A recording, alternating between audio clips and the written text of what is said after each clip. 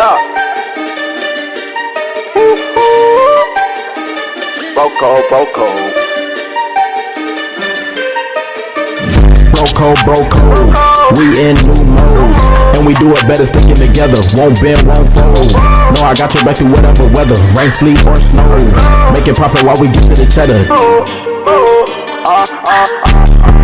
We in that mode, you know if we got a problem, we pull up in that jail. Feel fall on my bros, collected like the colors in the rainbow. All of that talking you did on the net, we know that you only did it for a pose. If I pull up then I get in the tank, I need me like 500K for a show, or maybe more. And I got all of the stars in the ceiling cause we in a row. Yeah, just for the bros, brothers forever, so you know we got each other back. We aiming for gold, sticking together, tell us about the weather, we never slack. Gotta stick to the code. Bro code, we in new modes, and we do it better sticking together. Won't bend, won't fold. No, I got your back through whatever weather, rain, sleet, or snow. Making profit while we get to the cheddar. They know we own. Take off, we gone. Diamonds two-tone. This is our throne. What up, Facebook, Instagram, YouTube, Bro Code family. What's going on, Bro Code family? Welcome to the must-see #1 male podcast in the world. It's your boys from Bro Code. Hold up, say that again one more time because I don't think they heard you. I said the #1 must-see male podcast in the world. Bro Code. Yes. Bro Code. Yes, it is. What up, fella? What up? What's going on, man? What's good, man? What's going on? Hey, is it a white, black thing? I missed it or something? You missed this man, one. it's all right. We'll get you another day next time. Okay, We got you. We got you. Okay. We know you're a Gator fan over there. So usually we have good relationship topics, but every now and then we have to touch on some serious stuff. Definitely, for sure. Yeah. So before we get into this topic, which I really feel like is a real good topic that needs to be addressed, I want to introduce our guest that we have on the show, a very dear and close friend of mine, my church brother, deacon at the church, good guy, been knowing him for years, seen together, you know what I'm saying, good guy I can just call and just depend on, talk about anything, you know what I'm saying. When my Gators lose, he'd be the main one calling me. let me know, hey, bro, it's gonna be a better week next week. You know what I'm Don't give him that false hope. Y'all both Gator fans. Oh, okay. He's an Alabama fan, but one thing about it though, when he lose, he don't make no excuses. We lost that. That don't happen too often though. Yeah, so I'm saying, and he's basically worked for DeKalb County, basically, been there for a good while, and he's a good guy, man. So brothers, help me welcome Mr. Leon Harrison to the stage. Welcome. What's going on? What's up, Leon? How y'all doing? Good. He said you work for the DeKalb County. What do you I work for Fulton, actually, Fulton County. Okay. I work. I'm an investigator with the medical examiner's office. Okay, so I know you see a lot, man. Yes, more than I would care to, but it's a gift from God. Somebody has to do it, and I thank God for the gift that He's blessed me with to be able to do what I do. See what we see, and then still have what we call a sane mind. That's not to bring it home. Yeah, one of my favorite shows is First 48, and I know they're in Gwinnett County. I think they're in 18. Oh yeah, they've been in Atlanta, DeKalb, Gwinnett. Mine too. That's my what favorite show. One of my favorite shows. Yeah, when people see me, they say, "Oh, I want to do what you do. I watch CSI, see television, see it on TV," and I tell them that's makeup. And that's what I do. I was about to say they make it look so cool and easy. I said those people go home after an hour, wash all that off, but I tell them you watch the first 48. That's real. That's the real deal. Yeah.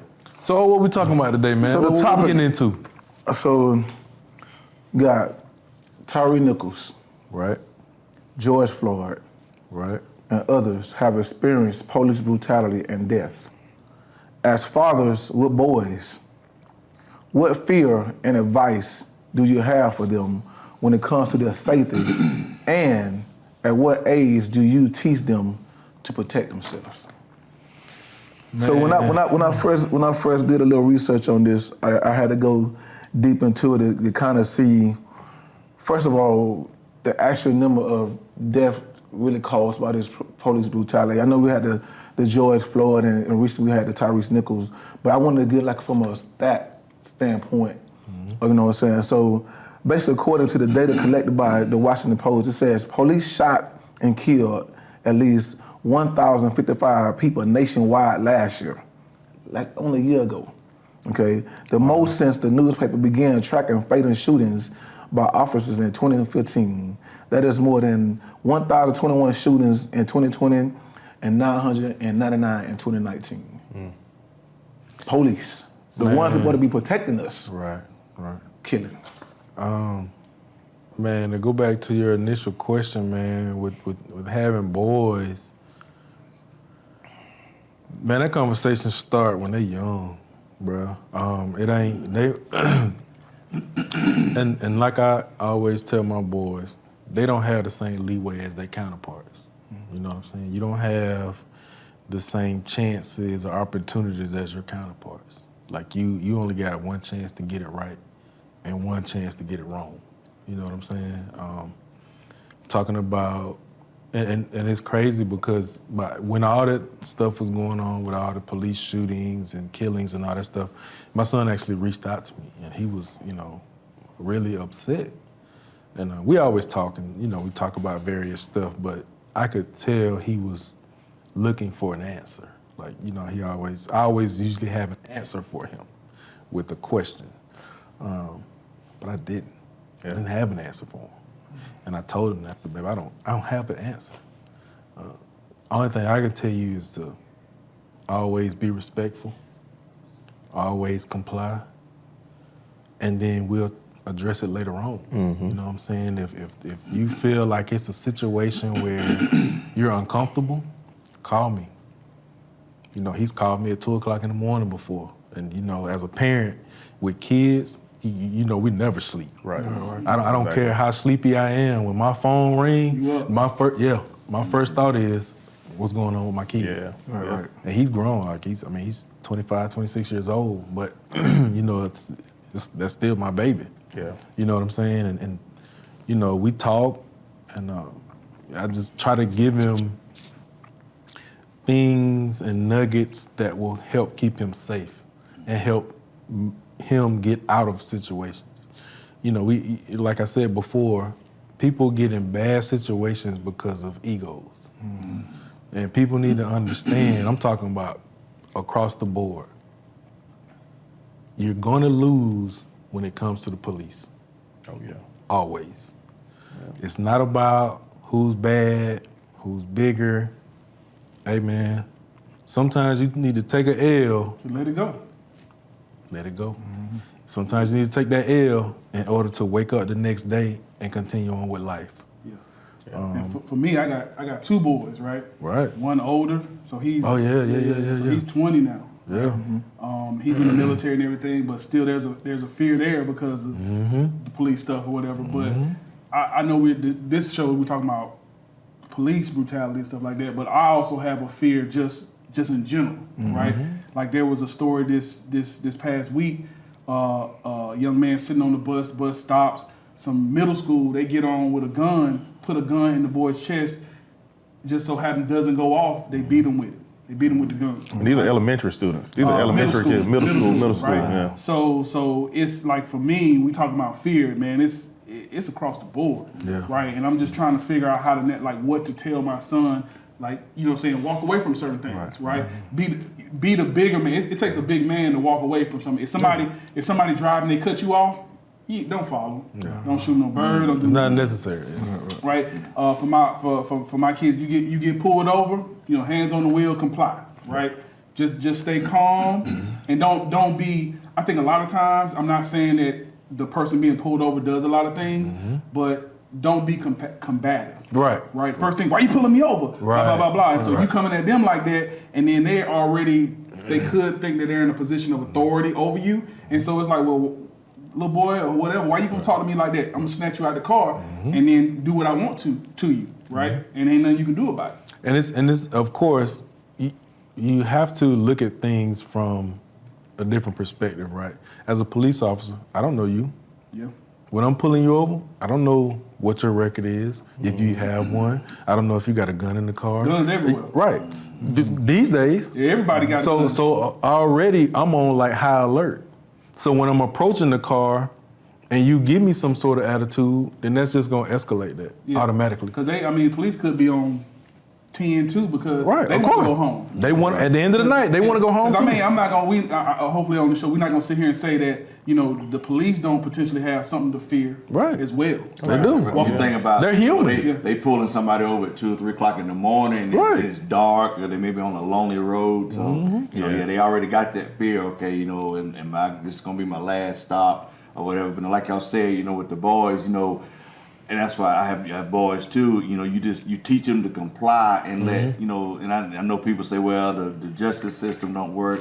But there's something, chance you have to take because, you see all these videos where when the officer pulls somebody over, the person need to crack the window. I don't have to identify myself. Now, these videos It's out there, spirals. it's escalating. Right. I don't have to, I don't have to give you my name. I don't have to, my thing is now you prolonging the traffic stop. Now, you getting agitated. Now the officer's getting agitated. That's right. My thing is, roll down your window, tell them who you are, show me, and let it go from there. Go on about your night, Right. man. Like I could care less. A car pulled me over, I let my window down. Same I thing. already have my ID, my registration and insurance card. I've said the same How thing. you doing, officer?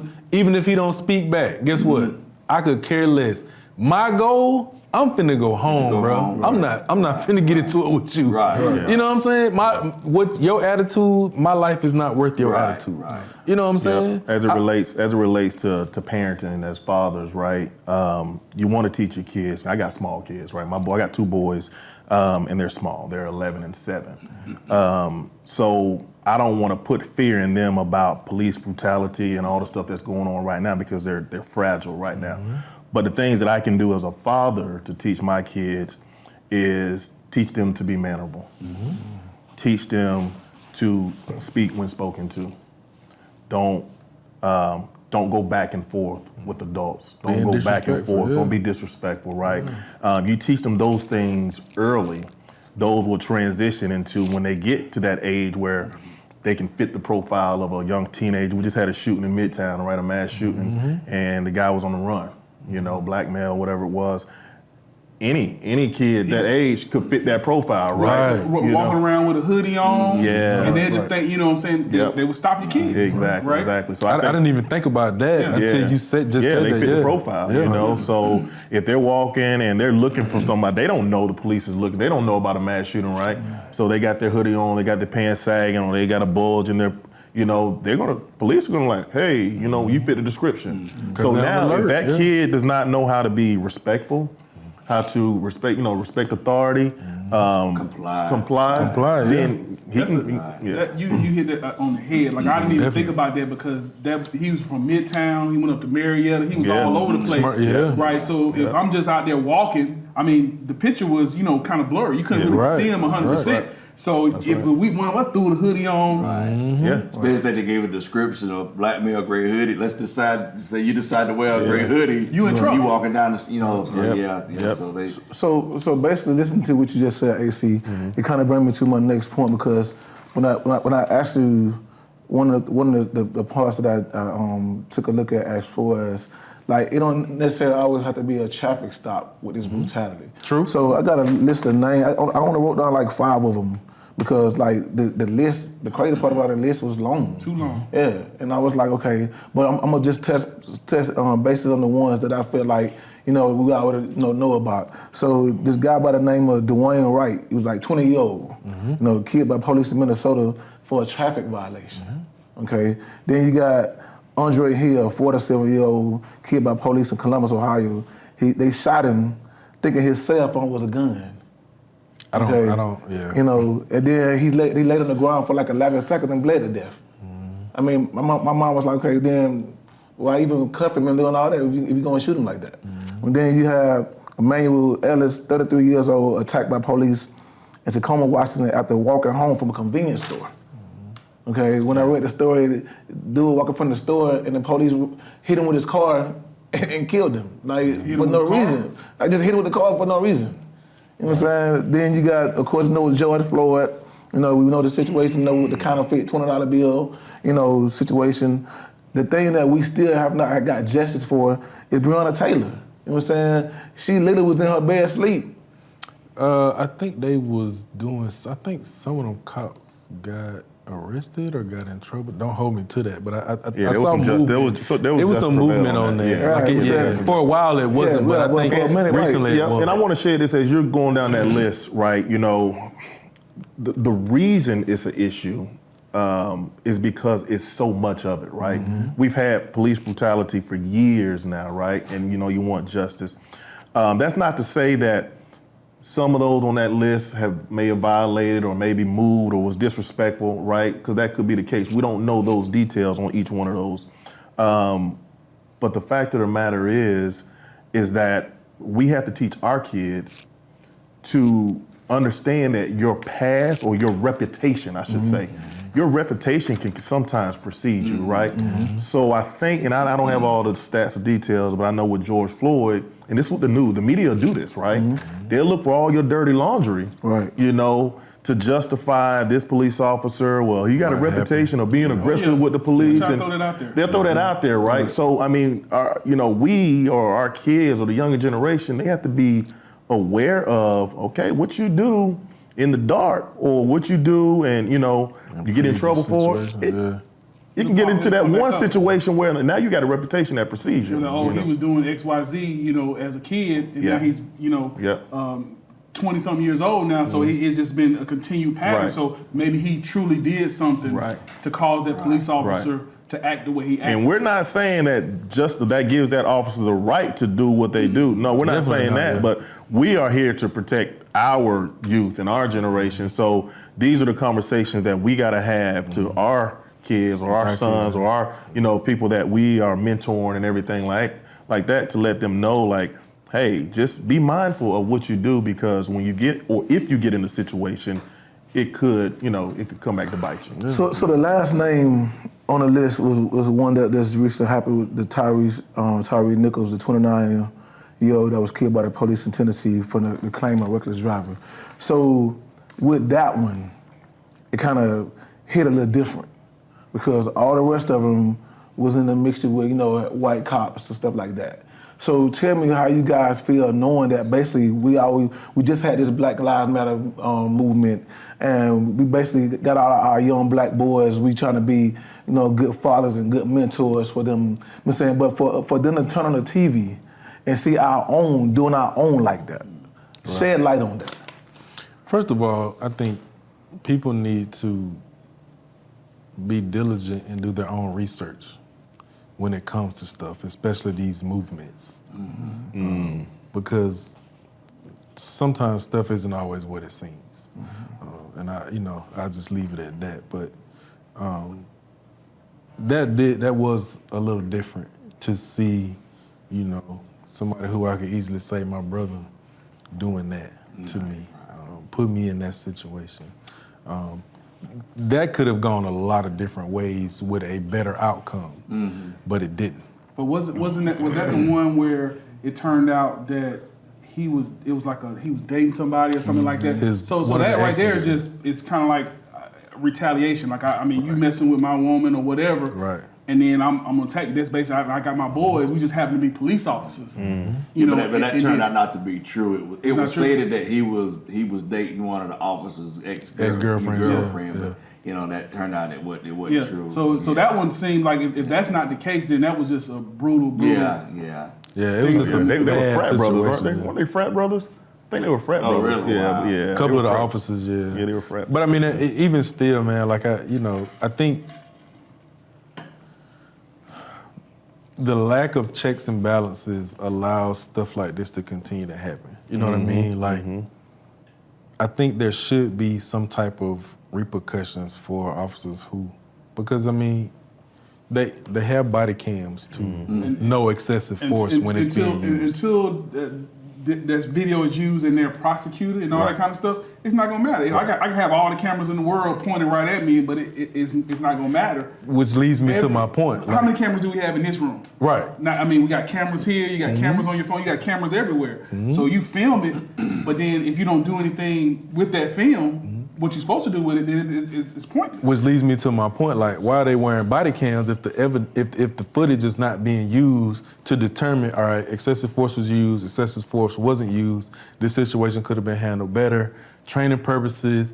You know, I understand, like, that these police forces might be stressed thin. They might be, stress levels might be higher, but they still have to exercise a level of caution and a level of good judgment to be able to protect and serve, because that's what they're supposed to do. What was the one when the guy that was in I think it was a Wendy's parking lot or something, and he was running away? Oh, that's Brooks. And he shot him in the back. Oh, yeah. So that was in Atlanta. That was in Atlanta. That was the guy last name Brooks. As soon as he discharged that weapon and shot that man in the back, he's supposed to be locked up. Should have been locked up. You can't. Right. Yeah, because as a normal citizen, if we did that, we're going to jail. The threat is leaving. Right. You cannot shoot anybody in the back. 100%. So it shouldn't even be no questions though. The crazy part about it, the boys in the car sleep. Yeah. Now I can understand the investigation process, and looking at the video, the dude was a little combative, and he didn't, listen. But that should not have led to him dying. You could have tased him.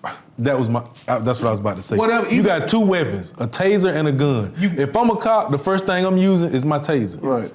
I don't want to take nobody. I don't want to go home at night knowing that I done sent somebody to the afterworld. But even with that being said, he's at a distance. You got the man's car right here. Mm-hmm. You got footage and all that kind of. You gonna find him. Paperwork in there, you can go pick him up. Don't shoot the man in his back. Yeah. Right. So when he has to go to trial, it shouldn't be nothing. No, I agree, because as you shot him in the back. So case closed. That's it. We wasted money by going to trial and dragging it out. Mm-hmm. You wasting money. Lawyers and stuff like that. Just you did wrong. So another thing we need to think about too is, as we're talking about bringing up our youth and our sons and everything, us as a race, like we go and we look for celebration. We'll celebrate anything, mm-hmm. As a race. We quick to protest, right? The one thing we're not doing as a race is we're not learning the law. Mm-hmm. We're not really understanding our rights. And if we do, we're not passing it down to the young generation. You know what I'm saying? So it's like we got to do better as fathers of knowing our rights and instilling that into our kids. And we can go a step further. We're not policing each other. Think about when we was growing up. Right. My mama knew your mama. Exactly. Our parents knew each other. Yeah. If I was out and we was out and I was doing something that was not of what my parents taught me, guess what? Your mama gonna let my mama know. So by the time I get home, guess what? I'm in trouble. Yes, the village. So there's no more villages anymore. We don't have any villages. Ain't no more villages more. Right. Yeah. Like, why you talking to my son? Why you let not say nothing to him? Exactly. Right. You hit my son. Yeah, it used to be that you get a whooping at somebody else's house. Right. You get home, you got another one. Right. Now the parents fighting. And look at how we turned out. You know what I'm saying? Oh, yeah. We law abiding citizens. We don't get in trouble. Right. You know what I'm saying? But and we laughing, but it's true. Yeah. Because it takes a village. You know, people say that all the time, but people don't live by that. They don't live by I that. welcome somebody to tell me about my child. Exactly. And it's happened. Same, And guess what? Yeah. When they see me, I already know because they acting different. That's right. So they know what I know. So you already know you finna get got on. That's right. When was You know that what I'm saying? When y'all was in school, did y'all ever have any students fighting the teachers? No. Think about that. No. Man, no. We didn't even disrespect teachers, man. Teacher said, yes, ma'am, yes, sir. Yes, sir. Leon said, yes, ma'am. That's all it is. You got students all the time squaring up on the teachers. Yeah. The teachers have no rights. They can't say nothing. So you better say nothing to me. Like I think it was something recently. The teacher took the cell phone from North Carolina or something like that. Come on, man. You can't do that kind of stuff. It's funny. I was just having this conversation with one of my friends earlier, talking about kids and respect and being in school with these teachers. I said, man, we would have never, ever, in our day of being in school, thought that. It would have never even crossed our mind. Nah. We already know what the repercussions of that was going to be. Exactly. We would have been looking for somewhere to stay. I've been coming to sleep on your couch. That's right. And then my mom would have still came and got me. You know what I'm saying? But I mean, you would have got a whooping at my house and your house. Right. Exactly. Yeah. But that fear, kids these days don't have, right? Nope. Parents don't parent these days. And it's a number of reasons. You know, they're busy, they're single parents in the home, they're stressed out, they're trying to figure out, money and food and all this stuff, right? I mean, it could be a number of reasons, and it's not saying anything negative towards them. Right. It just means they need help. Yep.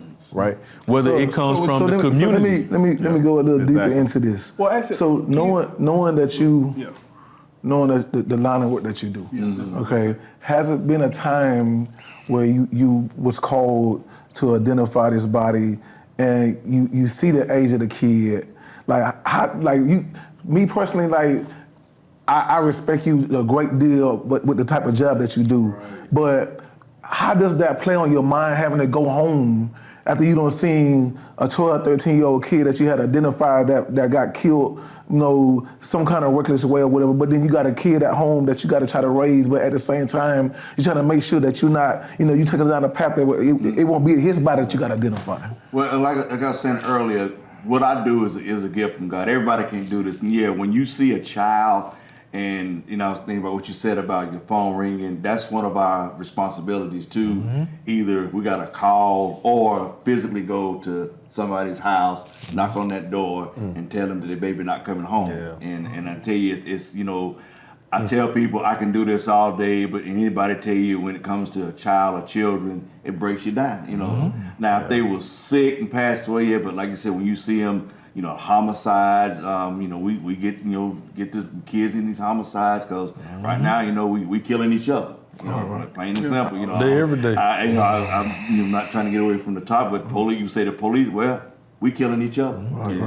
Plain and simple. Now, it's not the police killing. We killing each other. Yeah, I guarantee that number high. Definitely. Yeah, the homicide. Yeah, it's we. I counted last. I think we finished with over 380 homicides just in that Fulton County alone. Oh my goodness. We talking about sometimes we have triple homicides. And again, like I said, it's like kids. That's crazy. It's sad. So I tell my child, don't play with guns, don't run with the wrong crowd, and so you just try to instill in your kids, hey, if they, just cause you want to be their friend, they want you to do the wrong thing, cause say, coming up, we, drink this or do this, and that's what these kids now, they want to be a part of the crowd, but let me ask you, what's the trend that you're seeing? Is it, you got gang violence, you got the drug wars, like what's the trend that you're seeing? I think the biggest thing is a lot of the drug deals going wrong, and then I would have to say this, back in the day, y'all know if me and Orlando got into a fight, we'd fight with our fists, and then 30 minutes later, we laughing and talking. You back playing ball again, yeah? No fist fights. No fist. Now we get into an argument. Somebody bringing out a gun, because they can't fight. I don't know what you have resolved now. So what do you think you've resolved now by taking somebody's life? Started as a verbal argument, then ended in gunfire. So it's again, like I said, then now I have to tell somebody's mama, daddy that, their child not coming home. And sadly, man, the younger generation, they're weak. I mean, they're very weak. They can't fight. Most of them can't fight. Right. So now it's like, and you talk about it a lot, it's ego. Ego. I mean, it's kids that can't fight, so now they going back and forth. You disrespect me. They embarrassed. Yeah, they embarrassed, right? And they don't know how to do that. So they're mentally weak, they physically weak. So the only result they got is you remember as kids, back then we used to call it joning. Yeah, exactly. Right. We can get into joning, right? Yeah. And we gonna talk about each other, right? That's right. And then sometimes it get kind of, heated. You know what I'm saying? So you embarrassed at that point. And have I seen fights? Yes, right? As kids, right? And nowadays, if that was happening, somebody gonna get shot. Somebody getting shot. And that's sad, but that's true. Yeah. Because again, like they're weak, like you say, they don't know how to take certain things, and they so easily embarrassed when it's a situation that could have just been let go. Now it's not escalated to something, not somebody dead. Because now you don't think and not somebody going to jail. That's right. How many lives now you ruined your life and somebody else's life. Mama, daddy. You're going to get caught, and so you've taken someone's child, and now, that life is ruined. Now your life is ruined, because eventually, you're going to get caught. Yeah. Let me ask you this. Out of those 388 that number you threw out there, how many go unsolved? We probably... I'll probably say we probably got, probably like 10 to 20% that is still working on. So but most likely majority you gets, At some point, At some point, At some point, there's gonna be a slip up. Oh, and trust me, they got cold case files too, and they be catching cats 20 years later. There's gonna be a slip up. Nowadays, you know what I'm saying? People, they can start talking, boy. They gonna say something to somebody, bragging. Yeah. Oh, I did what such and such, right? And then that crime stop, money talk. Yeah, I was about to say. So your boys are older. Right. You know what I'm saying? So I've got two that's older and one that's like younger, and I'd say younger like he's you got a young like son. 19. One older and one younger. Okay. 9 years old and 20. You got a young son. Got two young, and you got two young sons. 2 young sons. So my last point, okay, like you just spoke, it's not the same as it used to be where basically, you live a fight, you fight another day. Yeah. Okay. So my question would be, you got the bullying in the school. Yeah. Okay. You got the joint. You still got the joining. I'm saying, but I think it feel like it's on a whole nother level now because with the joining comes the bullying. Okay? Yeah, and then social media. Right. I'm saying. Then you got the social media that's making these kids think they can do what they want to do. So the teacher don't really have a hand in it. You can't really just basically tell the kid to sit down without them, basically want to retaliate or jump up in your face, and the parent don't make it no better by coming to the school to uphold the kid. Right. Okay. So my question would be, as dads, like, where do we start as far as teaching these kids to protect themselves where guns is not an option? Because basically, you may teach your son, and both of your boys, how to fight with their hands, but then you got your son over here that's seeing you shooting it all day long, so the first thing he's thinking is that's the way to do it. Mm-hmm. So at what point, like, what kind of advice, I'm saying, or where do we start as far as with these boys protecting themselves? I know we got to start at an early age. Yeah, you got to start. But these days, my question is, what route do we take? Yeah. I mean, you got to start from like day one, right? Because they're boys, and they're going to transition into manhood at some point, and you have to teach them, how to become men, right? And to stand up for themselves, because eventually they're going to have a family and a wife, and they're going to have to stand up for them, right? Mm-hmm. But at the same time, you have to teach them not to be stupid. Yeah, and teach them how to kind of, first of all, run with the right crowd. Right. Yes. Everybody, be wise. Yeah, everybody is not your friend. I tell kids like, oh, he my friend. Yep. No. I tell my boys that all the time. You just playing with him today, he is not your friend. That's right. So you got to be careful who you run with. If Billy or whatever, if I hear him talking about, oh, he was doing X, Y, Z, you don't need to be hanging with him. Yeah. Just stay away from him. So teach him how to hang with the right crowd, right? And again, like, don't be a punk or anything, but if a situation is escalating or something like that, be the bigger man and walk away. Unless you're put to where you got to fight your way out of a corner. Right. That's a different story. Yeah, right? yeah. You know what I'm saying? You gotta. I hate to say it.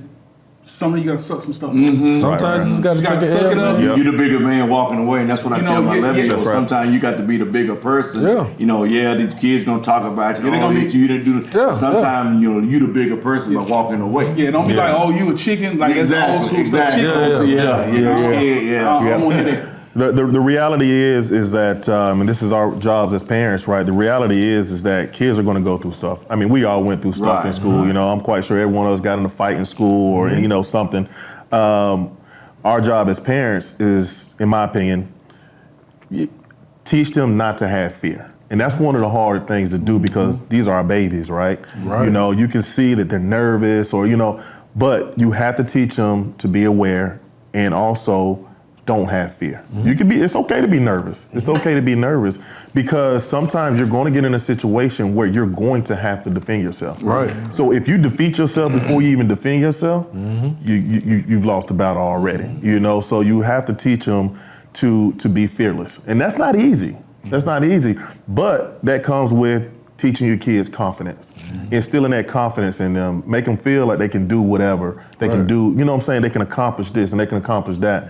If you instill that confidence in them, then it'll be easy to get that fear out of them if they have it. So I mean, us as parents, like that's one thing we have to do. Also, pick the right crowd, like you said. Pick the right crowd and hold each other accountable. So because you can't join, we talk about joining. I ain't gonna go over here and Joan if I don't know Tony. I ain't gonna Joan Tony. Right. You know what I'm saying? He don't know me. He don't know if I'm serious. He don't know if I'm playing right. Exactly. But if it's one of the bros, I'm a Joan, right? You know, and that's how we went all through college joning. You know, Cousin the football, but we knew each other. Yeah, we knew each other. And that was our thing with each other. Yeah. So if you got friends like that. And like you said, everybody's not your friend, but if you got friends like that, y'all can hold each other accountable. And in that way, if you get in a situation at school, you know, like, you know, me and you, we partners in school, right? And then I'm getting bullied, and then, you know, I'm gonna turn the other cheek, but I'm gonna bump you. I'm like, man, like they acting crazy over there, so just help me be on the lookout. You know, you can do that. So you teach your kids that have that, you know, those partnerships and friendships, so that you don't have to be out there by yourself. And see, me, even though I have girls, I taught my girl how to fight. Oh, it applies to girls too. They're not exempt. They probably worse. I taught my girls how to fight at an early age. Okay? At an early age, I shadow box with them. I wrestled with them. I mean, I was rough with them. You know what I'm saying? But the reason why I was rough with them and did all that, but the first thing I taught them was, everything I just did with you, everything I just showed you, that's not the first option. Okay? First option is somebody bullying, somebody messing with you, go tell somebody that's older, because the first thing you want to do is clear your name. Let the person know, okay, I'm not starting this, I'm not doing this. I want you to know this person is bothering me, okay? Yes. Then after that, if it continues, okay, you know, I'm not saying be no pushover, but if you can walk away from it, walk away from it, okay? I'm saying, because all three of my girls are left-handed. You know what I'm saying? And the first thing I taught them, listen, nobody expect that left hand coming. They're gonna expect the right coming before they expect the left hand. So one of the main things I trained them on is how to use that left hand real nicely. I promise you that. Okay, I trained them real nice on how to use the left hand to the point I got caught a couple times. I'm like, okay, you got it. Okay, so you out here, so you out here creating MMA fighters. Right. Southpaw. Right, Southpaw. Like I told them as girls, okay, you know, if you can walk, be the bigger person. You know what I'm saying? But if, like you just said, if you in that corner and you see that you can't get out and that's the only way out, hey, let them, show them that, hey, you ain't gonna come back from this. Yeah, let me ask y'all a question. Do y'all judge people? No, you're the only one that judges. So I'm gonna say, like, when I met y'all, like I judge everybody. Yeah, you told us. Wait, what you mean? Wait, did he say that? He said that last week. I don't remember that. He said it last week. So it's almost you call like sizing you up, like so. Oh yeah. So but when I meet people or whatever, I'm paying attention to your mannerisms. I'm paying attention to how you moving, and all that kind of stuff. I'm listening to the stuff that you say, right? And I'm just taking it all in and be like, okay, is this person, because I always try to keep my circle close. Right. So it's like, okay, you somebody that has the same mentality, thinking that mindset, right? If you don't have my mindset, if you sitting there and you talking about how you took something from somebody or some grind, oh yeah, nah, me and you short already. Exactly. That's right. And so like even like for me, my wife thought it was weird that I don't even like certain people coming to my house. Right. No, that's not weird. That's not weird. That's not good. I don't let it go. So like my cousin had brought somebody. He had brought somebody, one of his friends, to my house, and no, actually it was his cousin. It was like I can't. Anyway, we were standing outside, and he was talking about, the boy was just talking, and just running his mouth or whatever about how he had broke into somebody's house and did some other stuff. That'll do it. So he was just standing outside or whatever. So when he left, I pulled my cousin to the side and said, hey man, don't ever bring nobody around me. He didn't even go in my house, but don't ever bring nobody around me like that. I don't deal with that kind of stuff. Exactly. Because as a kid, my circle was a little bit bigger. And I was a dude, I had a car at an early age. I used to keep music in my car.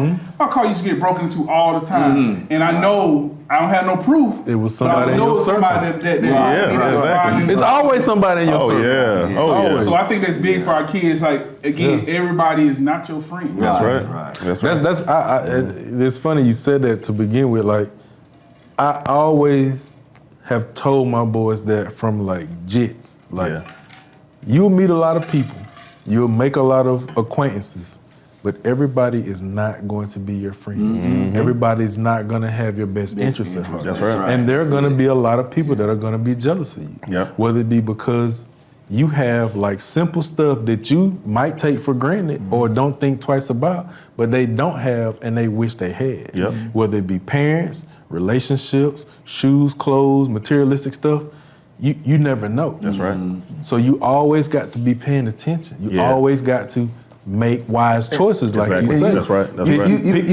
Pick them wisely. You the deacon of the church. You work for the you work for Fulton County. Like, what's your advice to your 11-year-old? Because like you got to look at it from, okay, I want to be respectful, but at the same time, like, my boy got to protect himself. Oh yeah, I'll tell him. I said, Jeremiah said, he always tell me, he said, Dad, this boy hit me at school. I said, what'd you do? And he said, one time he told a teacher. I said, then one time he said, I hit him back. I said, well, if he keeps on and you tell the teacher not doing anything, me and your wife tell him, you have a right to defend yourself. Oh, yeah. I mean, if he gets physical with you, I said, you have that right, to defend yourself. So yeah, I ain't gonna let him sit there and get beat, because sometimes he said he tells the teacher and nothing happens. But I said, well, you have that right to defend yourself. Yeah, I tell mine off rip. If somebody hits you, you better drag that. Like I want to get a phone call.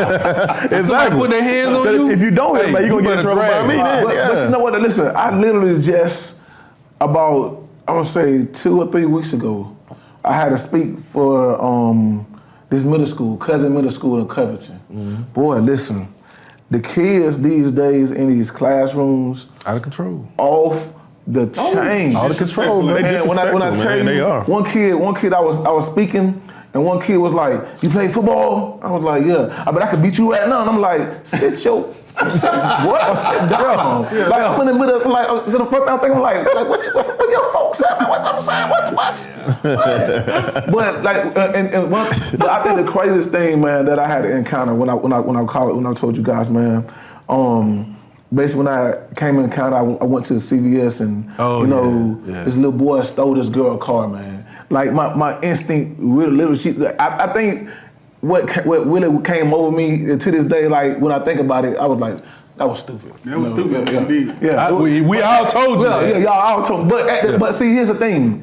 At the moment, the first thing I'm thinking about, just reaction. I got girls. Yeah. So if somebody would have did my daughter like that, I feel like I reacted from a father standpoint versus a realistic that's standpoint. Probably true. Can you for the fans? Can you kind of like just give a quick recap of what happened? So basically, I'm saying the little boy, and the funny part about it is, but I ain't gonna say funny, it was crazy. You literally just got out of jail. Go ahead and get that morning. Yeah, go ahead. Like literally just got out of jail, and then the girl car was parked next to mine. So that really what made me pay attention to what he was doing. So you walk around my car, and you walk around the girl car, and then you take a screwdriver and break out her back window, jump in the girl car, and pop the sternum collar and steal the girl car. He stole the car? Stole the car. So when she came out running, crying like, that's my car, I'm like, okay. Like, I'm looking at, so my first mindset, like, okay, if that was my daughter, what would you do? I would want somebody to help my daughter. So I was like, listen, I can catch him. Now I'm thinking I'm in a movie or something like Batman or something. I done jumped in my car. I'm saying we don't ran him down. I'm saying he was like literally in traffic. I don't cut through traffic. I'm saying and really cut him off. So now when I get out the car, and to be honest, the first thing I did, I grabbed my pistol. Okay, because number one, I don't know what you got. Right. But at the same time, my mindset, my adrenaline, boy, when I tell you my adrenaline was flowing, the only thing I'm thinking about, okay, here you are, you done did something crazy, this girl crying or whatever, my emotion was all over the place. Because you're daddy mode at that point. I'm saying, but the thing about it is, when I walked up on him, I'm like, hey. So you called him? I called him. Okay. I'm saying, literally, hey, you still in this girl car, this is not your car, okay? Can you literally, get out the girl car? He looking at the light, I'm talking to him, okay? So the girl get in front of the car, and she was like, give me my car. Literally, he looking at the light with his feet on the gas. Like, boy, he was finna take her up out of here, okay? So the only thing I knew to do at that point, I put the gun right in his chest. Listen, if you mess that gas, I'm gonna take you up out of here. Literally, put the car in park and get out the car. Literally, when he put the car in park, I snatched him out on the ground. I immediately went into like big brother mode. My mindset was like, "What are you doing? What are you doing? Yeah." Like the gun is in my gun is in my pocket. Nobody even know I had a gun. You know what I'm saying? I'm like, bro, like, but him. Yeah, he knew. What are you doing? I'm sitting here the whole time until the cops came having a conversation. Cause I'm like, at that point, my mindset is like, this is like a bit of my little brother or something. Right. So I'm like, bro, listen, you don't mess your whole life up by basically, doing something stupid like that. And his only defense was, hey man, put the gun down, we can fight like men. Bro, you ain't just do no manly thing. Like, you literally going to jail, somewhere you just came from. Wow. You want to go to, fight me, you want to go to jail. I promise you that. But at the same time, my mind said, and the reason why I called my boys, I was like, bro, this is what I just did. But and Cooper tell you, I told Cooper, I was like, bro, you know what? When it finally got to the point when I had to think about it, I was like, well, that could have went different. Different. And I told you that. Could have went different. I could have soured. So he walked up to the door, bang. Yeah. Bang, right. Exactly. Because he see you in the rearview mirror before you see him. Yeah, So you could have I took a was picture like- of that cat, got the license plate, and then console her, and then wait till the police. Hey, come. man. They make calls every day. Yeah. They ain't but one of you. They right. They That's still what I said. They make calls calls all every day, day. They every make day calls around every here. day. Yeah. We're all You should sitting have like- you should say you got some good insurance. But we do know where your heart was. Right. We do know where your heart was because That's what I was the generation is lost, right? The generation is lost, and you were trying to mentor that young man, and hopefully what you did will impact him later on in life. And what you said to him, because I know you talked to him like I afterwards. talked to him, I man, remember you said that. before the cops even came, I talked to him for a good little minute, man. Do you think he actually heard you? No, here's the thing.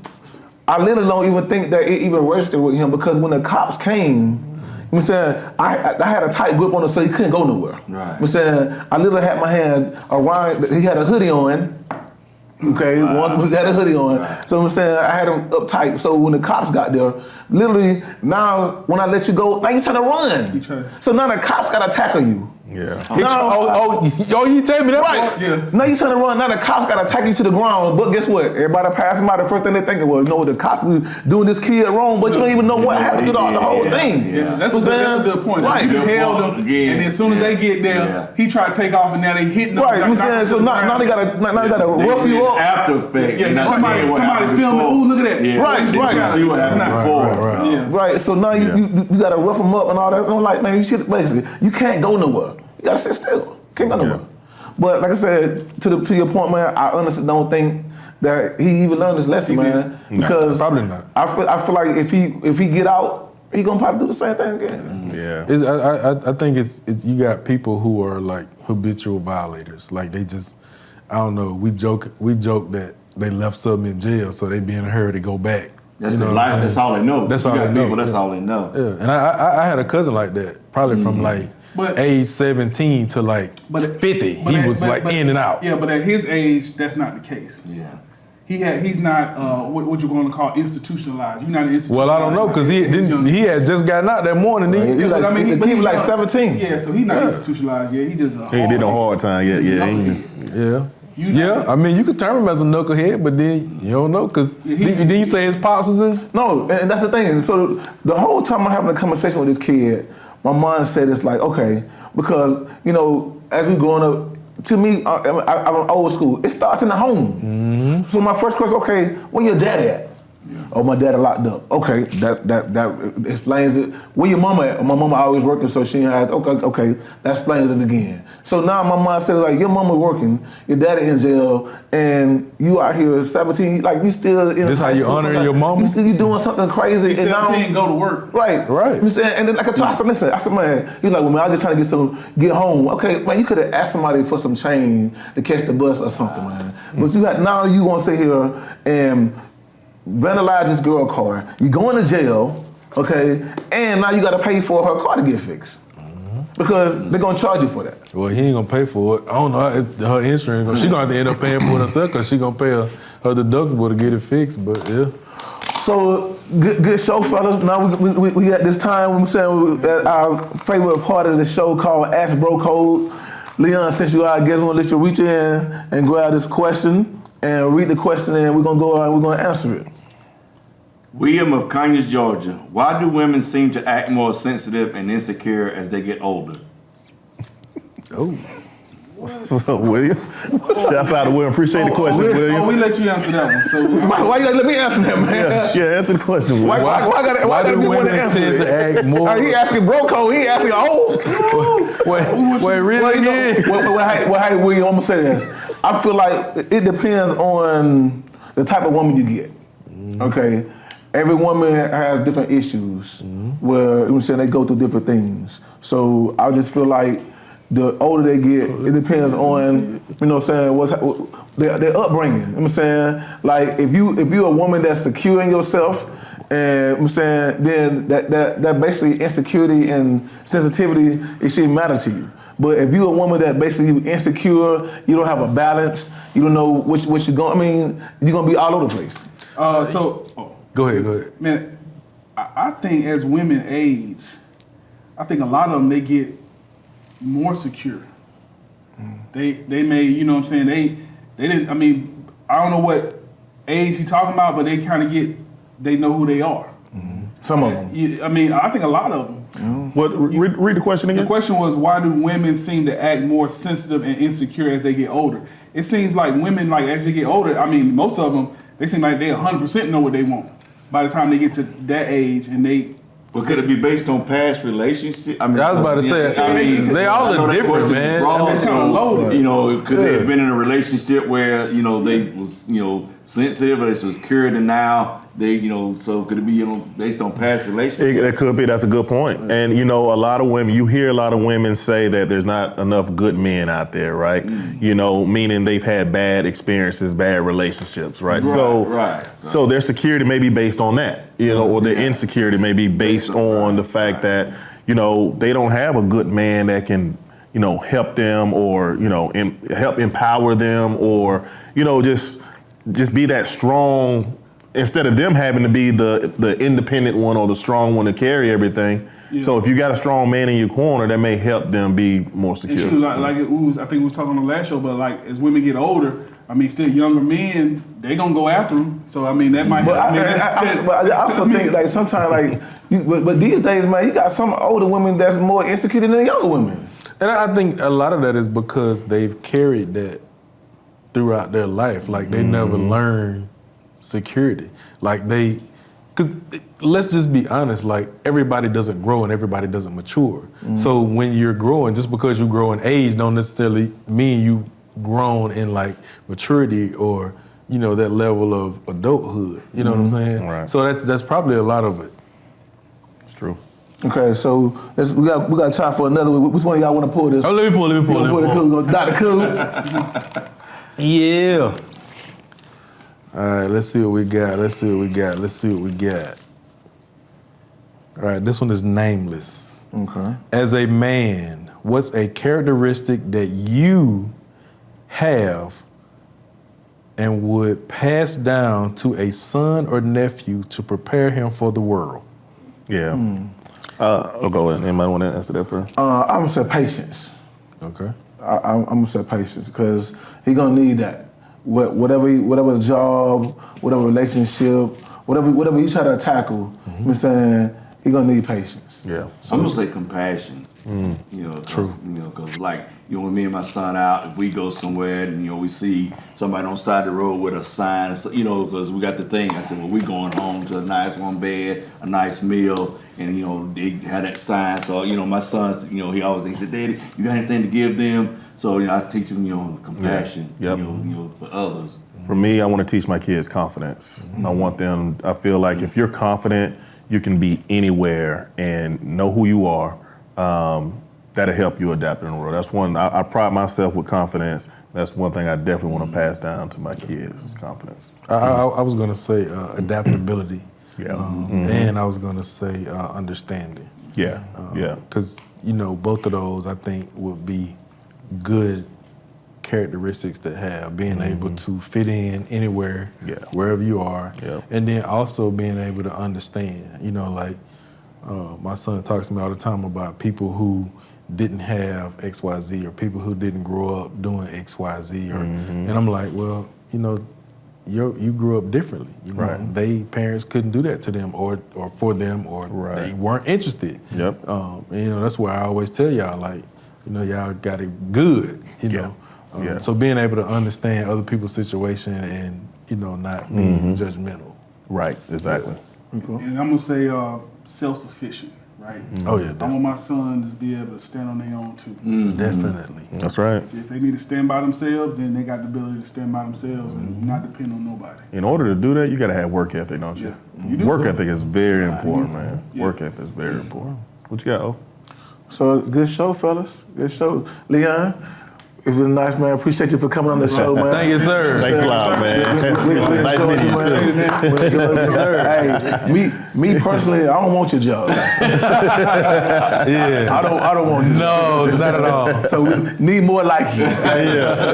Long as you doing it with the utmost respect, hey, I'm happy for you. Right. I don't want it. Now when I'm watching First 48, when I see him, like, I met him. But I bet you I see you now.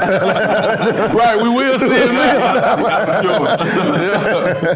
And like I told you guys, hey, listen, it only take one click for the subscribe button. Hey man, it's real simple. Simple. Click on that subscribe button. Hey, subscribe. Bro-code plus button. That's it. It's simple. Easy as that. So hey, we enjoyed you, Facebook family. Until next time, it's your boys from Bro Code. Peace. So